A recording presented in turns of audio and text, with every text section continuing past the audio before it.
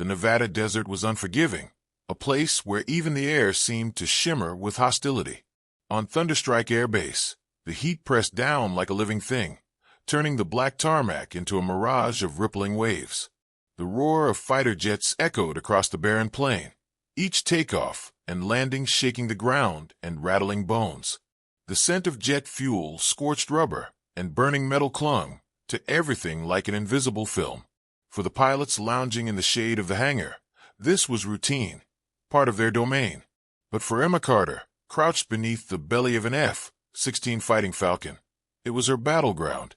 Her coveralls were stained with oil, her hair pulled back in a messy knot that was already damp with sweat. The wrench in her hand turned with a steady rhythm, the kind of practiced precision that came from countless hours spent with machines that could not afford mistakes. Emma was small, barely 5'2", and the shadow of the Falcon seemed to swallow her whole. Yet within that shadow, she belonged. Every scratch along her forearms, every scar burned into her skin, carried the memory of battles fought against steel and fire. From across the flight line, laughter cut through the drone of engines.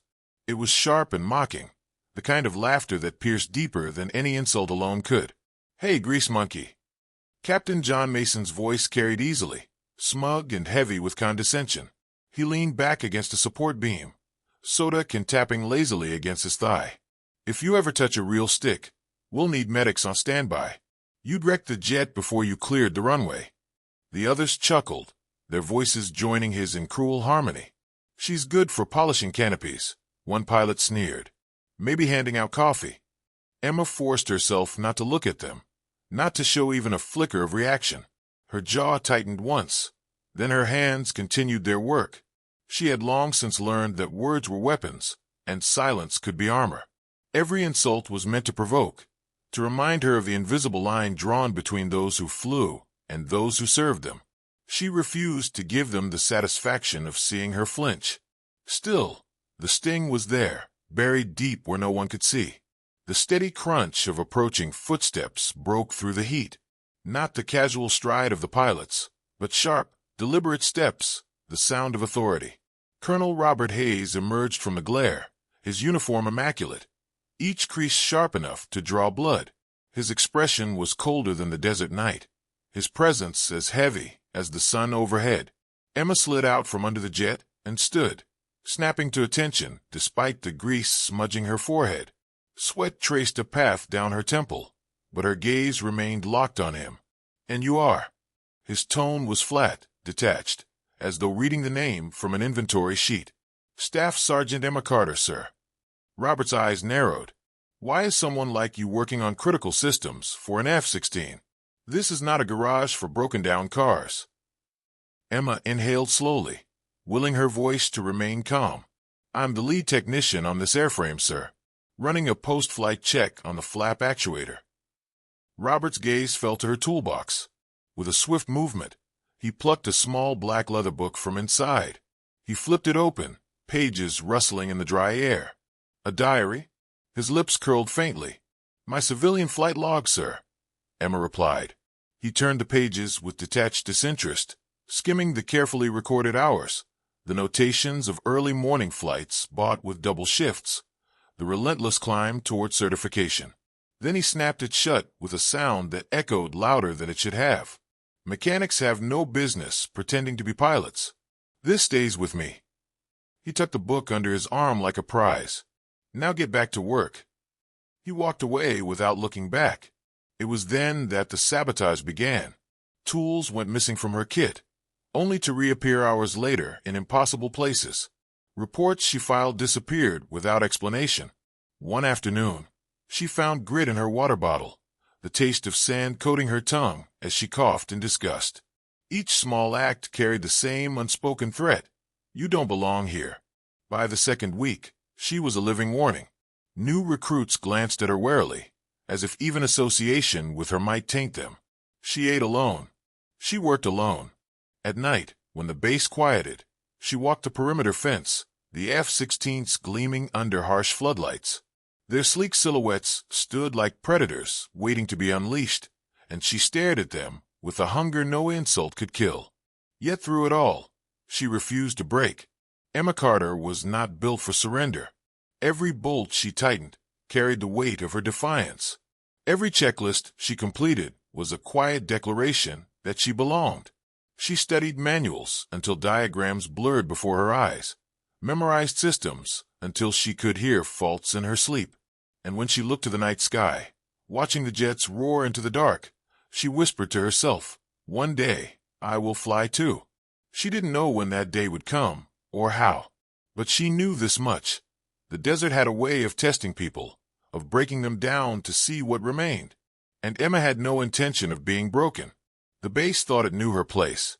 The pilots thought her dreams were foolish. The colonel thought her ambition was laughable. They were all about to find out how wrong they were. Morning on the flight line was never quiet. The Nevada desert might have slept under the stars, but the base awoke with the thunder of engines and the sharp discipline of routine. Mechanics moved like ants across the tarmac, checklists in hand, while pilots prepared themselves with the confidence of those born to own the sky. For Emma Carter, it was another day in the shadows of machines she loved more than the men who mocked her. From the doorway of Hangar 6, she watched the preparation unfold. Heat waves were already rising, bending the horizon into strange, wavering shapes. Jets lined up like steel predators, their canopies glinting like the eyes of something alive. The desert smelled of fuel and hot rubber, a cocktail that clung to her lungs. Emma pulled her rag from her pocket and wiped grease from her hands, eyes narrowing as a sound caught her attention. It was faint, but distinct, the metallic snap of a checklist being flipped too fast. She followed the sound to the source, a young pilot standing beside Fighting Falcon 415, moving too quickly, too carelessly. His inspection sequence was rushed, his gestures impatient. Her chest tightened when he reached the wing root. She had worked on that actuator. She knew its voice the way others might recognize a loved one's. The pilot pressed against it too hard, too abrupt. A faint clack rang out, the brittle, wrong sound of a part under stress. Her rag fell to the ground. Without hesitation, she strode across the tarmac. "Captain," she called, her voice low but sharp enough to cut through the noise. "Hold up. I need another look at that actuator." The pilot turned, frowning. His jaw flexed with irritation. "It's fine, Sergeant. I followed procedure." "I heard it pop," Emma insisted. "That's not normal. If that part fails mid-flight." He cut her off, his voice clipped with arrogance. "With respect, Sergeant, you're not cleared to re-inspect my bird." Emma stood her ground. "With respect, Captain, if it fails up there, you won't get a second chance." Before he could answer, a shadow fell across them. Colonel Robert Hayes had arrived, his expression already set in stone. "What's going on here?" His tone was heavy with warning. "Nothing, sir," the pilot said quickly. "Just about to taxi." Emma forced herself to speak, though her pulse hammered. "Sir, I believe there's a defect in the actuator. I need clearance to—" Robert raised a hand, cutting her off as if she were static on a radio. "You have an assignment, Staff Sergeant. Return to your post. Now." Emma swallowed the protest burning in her throat. One order. That was all it took to push her back into silence. She stepped aside, helpless, as the pilot climbed into the cockpit. From Hangar 6, she watched Fighting Falcon 415 taxi onto the runway. Sunlight flashed off its canopy. Then its afterburners ignited, the jet tearing across the tarmac, shaking the ground with raw power. Dust rose in its wake, swallowing her in a haze of helplessness. The afternoon dragged. The sun fell lower, heat radiating off every surface in shimmering waves. Then came the silence, a gap in the rhythm of tower updates, the kind of silence that made skin crawl. Eagle 7 confirmed status. The tower controller's voice crackled over the comms, sharp with unease. Static. Then fragments. Flap control, negative response, primary comms. Emma froze where she stood. She knew that voice. It was Captain Michael Torres, Eagle 7, flying the very jet she had warned about. Her stomach twisted as she stepped into the open hangar door. High above the desert, a speck moved erratically against the blue sky. The Falcon bucked and dipped, its movements uneven, like a wild animal slipping free of its reins. Michael was fighting a machine that no longer obeyed. The decision came to her without thought. She grabbed her toolkit, slung it over her shoulder, and ran. Past the hangars, past the startled mechanics, straight toward the control tower. Inside, the maintenance corridor was dim, lit by flickering strips. She slipped through with her master keys, heart pounding in rhythm with the blaring alarms. The communications room was alive with noise, warning lights flashing, consoles buzzing. One glance told her the truth. The backup communications array was faltering, its status lights dim and unsteady, flickering like a dying pulse. A single black lead hung loose, copper edges scorched from an arc. She dropped her kit onto the floor, ripping back the bundled cabling. Kill power to the backup module. She snapped at the nearest tech. That'll drop the last link to Eagle 7. It's already dead. Emma shot back. Give me 30 seconds. Her hands moved with a speed born of desperation. She stripped away the damaged cable, pulled a fresh one from her kit, and reconnected the line. Sparks jumped, biting her skin, but she didn't flinch. Restore power. The console hummed, a low whine rising into steady rhythm. Static hiss shifted. Then, through the noise, came a ragged voice. Tower, this is Eagle 7, fuel critical, approach unstable. Relief nearly buckled her knees, but there was no time. She snapped her kit shut and sprinted for the glass-walled cabin at the tower's top. Inside, chaos reigned. Controllers barked into headsets, eyes locked on radar screens. At the center stood Robert Hayes, arms folded like steel, watching the blip of Eagle 7 struggle across the display. His glare snapped to her as she entered. Staff Sergeant Carter, you're out of line. Emma didn't stop. I reconnected your backup channel. You've got partial comms. You were not authorized to. You want him alive or not? The words hung in the air. For the first time, silence cut through the noise. Robert's jaw tightened, but he didn't stop her when she reached for the spare headset. Eagle 7, this is Thunderstrike Tower, she said, her voice steady despite the tremor in her chest. I have you on partial. Do you copy? A crackle. Then Michael's voice frayed with strain. Tower, read you barely controls compromised fuel low. Emma exhaled slowly. I'm Staff Sergeant Carter. I've worked on your bird. You've got a flap actuator failure. Primary hydraulics are gone. I'm going to walk you through the manual override. Her hands tightened around the headset. The room held its breath. It was no longer about proving herself. It was about saving him, and proving she had belonged all along. The control tower was suffocating with tension. Every console blinked. Every radar sweep echoed like a heartbeat. Controllers leaned forward, voices clipped and urgent, but none of them mattered now. All eyes were on the lone jet fighting for its life above the Nevada desert. Emma Carter gripped the headset tighter, her knuckles white against the cord, as the weight of dozens of stairs pressed into her back. Through the crackle of static, Captain Michael Torres's voice wavered. Controls sluggish, hydraulics gone. I'm losing her. Emma steadied her breathing.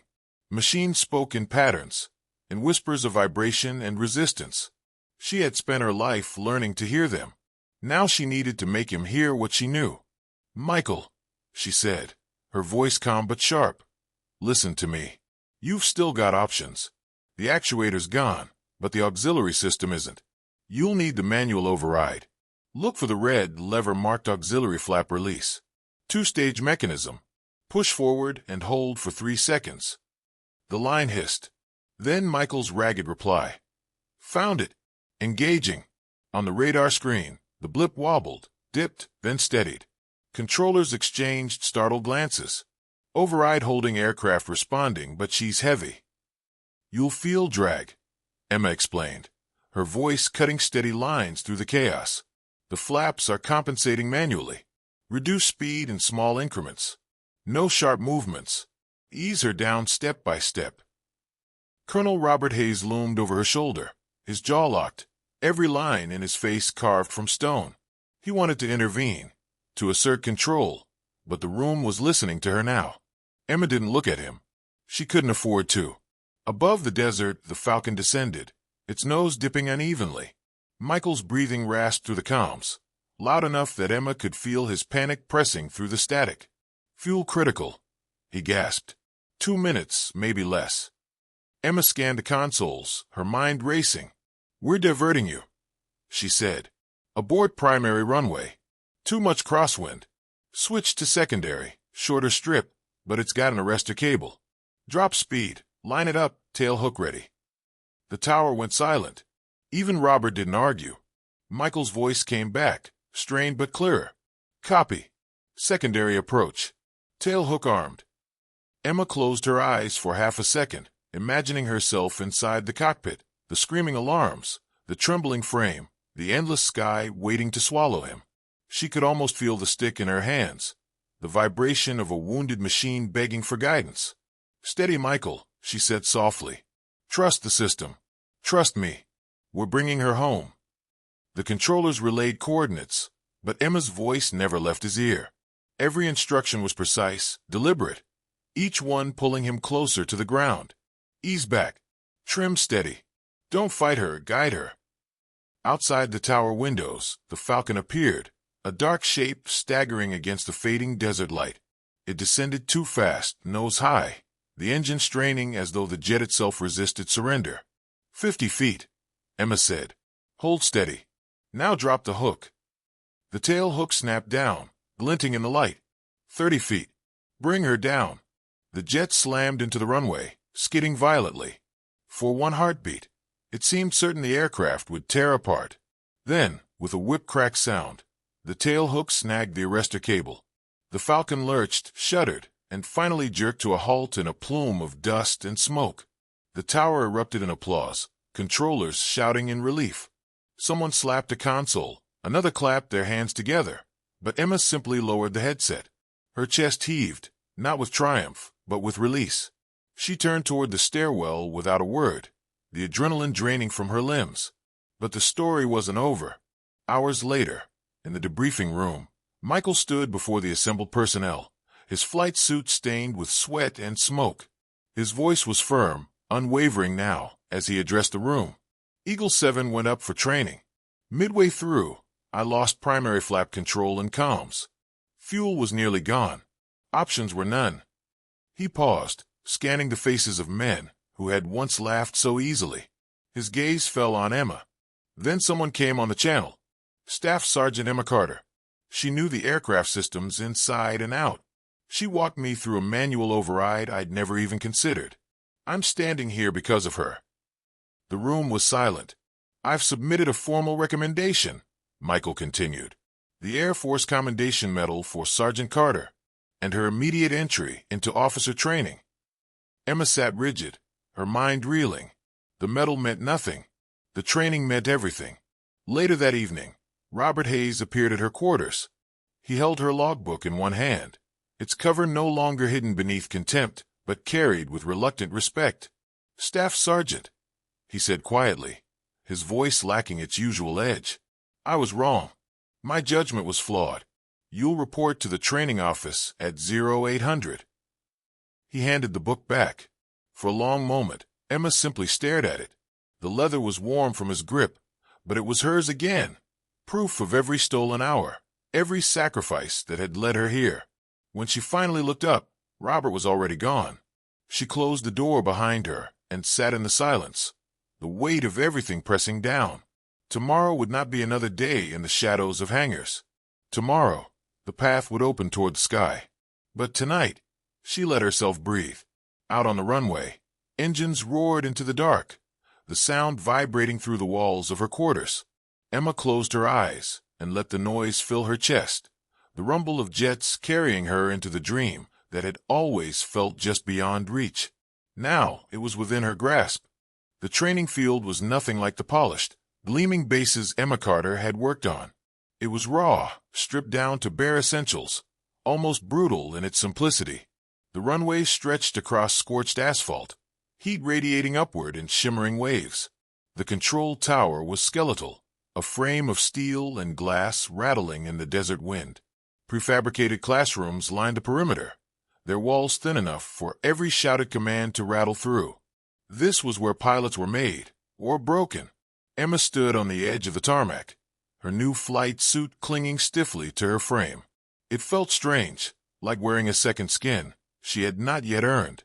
Her logbook was clipped to her board, its leather cover battered but unyielding, a reminder of every hour she had fought to be here. Around her, the others gathered, young officers with confident postures, their families proud, their futures expected. Emma, by contrast, carried no assumptions of belonging. She carried only determination. The first drill was simple in theory. Takeoff and pattern flight in the T-38 Talon trainer, then return for a precision landing. The simplicity ended the moment the canopy closed. The cockpit was smaller than she had imagined, pressing close around her, but the view, open sky stretching endlessly ahead, was larger than any dream she had dared. The engines roared to life, trembling through her bones. With the instructor beside her, she eased the throttle forward, the aircraft surging down the runway like a beast unleashed. The desert dropped away beneath her. For the first time in her life, Emma wasn't looking up at the sky. She was in it. She guided the Talon through its pattern, adrenaline burning in her chest. Sweat beaded her forehead, but her hands were steady. As she banked into the final turn, the instructor's voice crackled through the intercom. Engine failure. Respond. Her heart stuttered, but her mind did not. Throttle back, she said aloud, steadying herself. Rudder compensate. Trim adjustment. Her hands moved faster than thought, instinct forged from years of knowing how machines behaved when pushed to their limits. The frame steadied. She lined up the strip, guiding the nose down. The landing came rough but centered, the Talon rolling to a stop, with 100 feet to spare. The instructor said nothing, but his glance was sharp, appraising. Emma allowed herself one deep breath before unclipping her harness.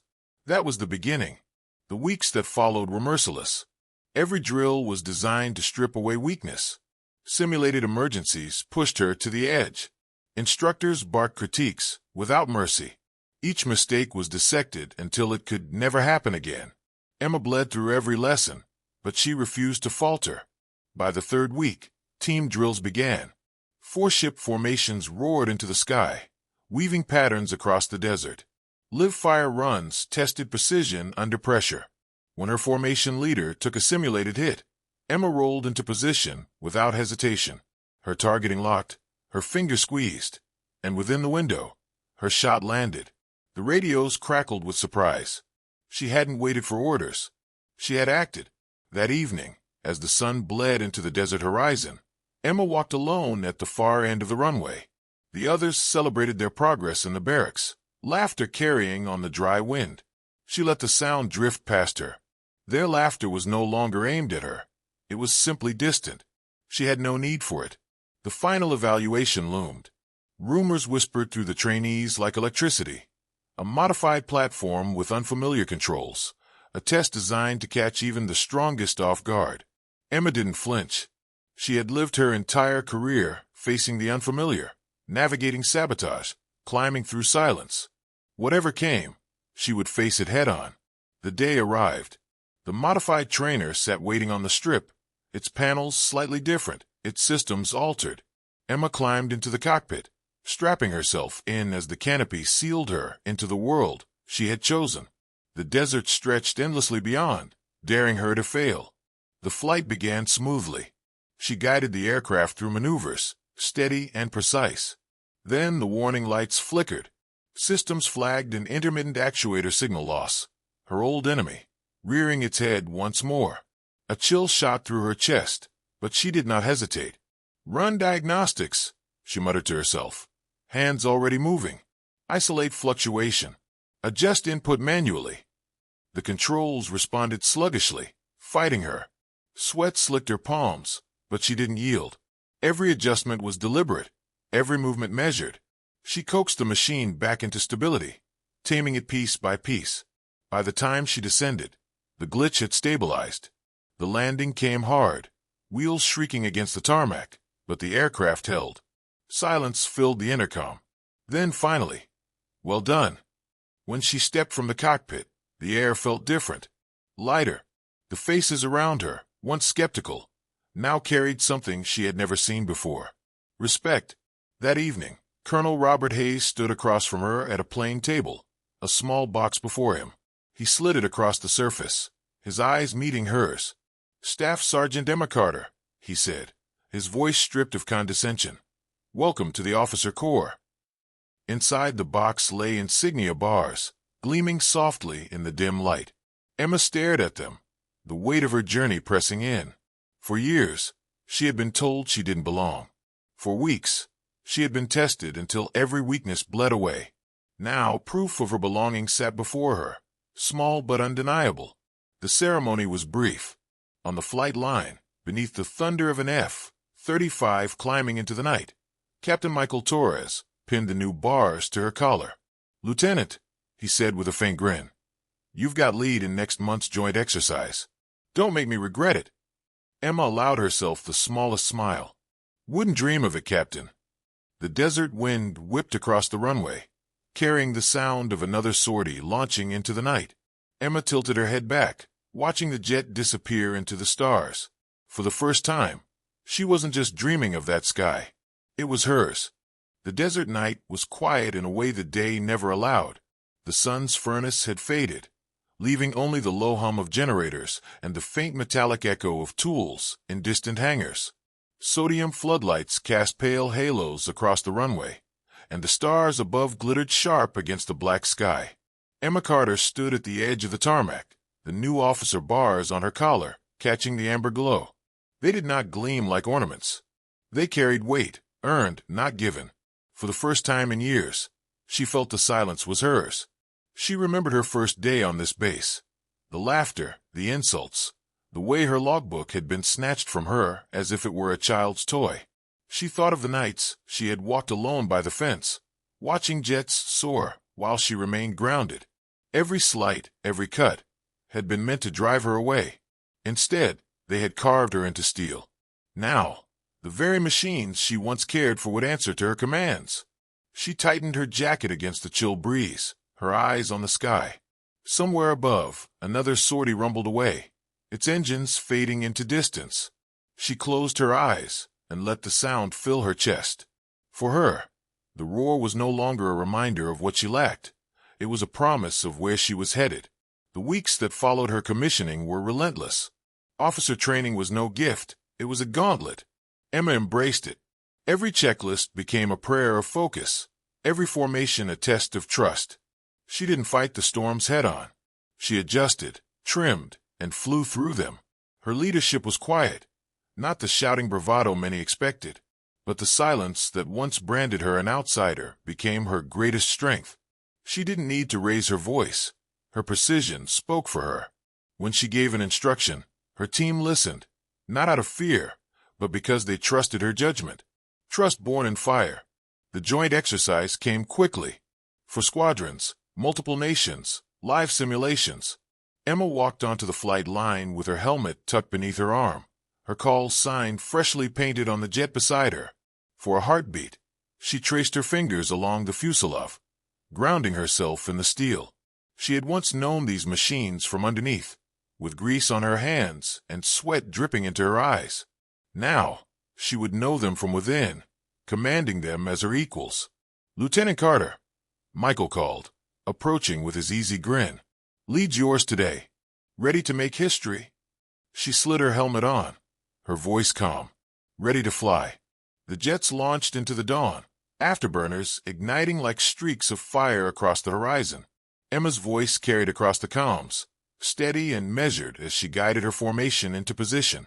Targets lit up across radar screens, simulated threats weaving through the sky. The exercise demanded speed, precision, unity, and she gave them all. When her wingman faltered under simulated fire, Emma rolled seamlessly into his place, shielding the gap. Her targeting locked with ruthless efficiency. Her commands crisp. The formation held, tight as a single machine, striking with flawless coordination. By the end of the run, the exercise commander's voice crackled across the channel. "Outstanding performance, Lieutenant Carter. Led formation, flawless execution." The praise didn't swell her with pride. It steadied her. She had proven not just to them, but to herself, that she belonged. That night, Emma returned to the far end of the runway, away from the noise, away from the celebrations. The desert stretched silent, stars low and endless. She remembered the girl who once crouched beneath an F-16, oil streaked on her arms, mocked for daring to dream. She thought of every stolen hour recorded in her logbook, every step of resistance she had endured. Each insult had been a test. Each night alone had been a trial. Every choice had been a brick, building the path that brought her here. Now that path reached into the sky. She tilted her head back, watching another jet slice into the darkness, a streak of light vanishing into the infinite. Tomorrow, that would be her again, not as a mechanic stealing moments in the shadows, but as a leader trusted to guide others through the storm. Emma smiled faintly, not with arrogance, but with quiet certainty. The sky no longer belonged only to those who had mocked her. The sky belonged to anyone willing to fight for it, to anyone who refused to break. She turned from the runway, her steps steady as the desert wind whispered across the base. Behind her, the hangars glowed dim with amber light, mechanics working in silence, just as she once had. She knew their world. She carried it with her into every flight, because Emma Carter had not left the ground behind. She had built her wings on it, and now the sky was hers.